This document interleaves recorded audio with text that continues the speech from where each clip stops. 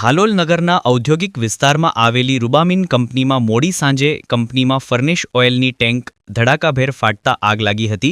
હાલોલના ઔદ્યોગિક વિસ્તારમાં આવેલી રૂબામીન કંપનીમાં મોડી સાંજે 7 વાગ્યાના સમયગાળા દરમિયાન કંપનીની અંદર આવેલ ફર્નેશ ઓઇલના સ્ટોરેજ વિભાગની અંદર આવેલ ટેન્કમાં અચાનક ધડાકાભેર બ્લાસ્ટ થતાં આજુબાજુના વિસ્તારમાં કોઈ ધડાકો થયો હોવાનું જણાઈ આવ્યું હતું.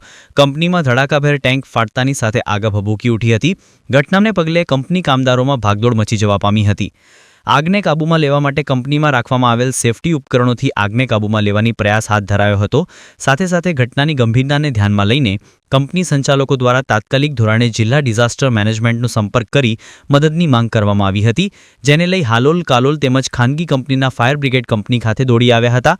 જો કે ગણતરીના કલાકોમાં આગ પર કાબૂ મેળવતા લોકોમાં હાશકારો અનુભવ્યો હતો. જો કે ઘટનામાં કોઈને ઈજા કે જાનહાનિ થઈ હોવાનું હાલ પ્રાથમિક તબક્કે જાણી શકાયું નથી. Halol bureau chief Jasmine Shah. Gate बंद कर दो गेट।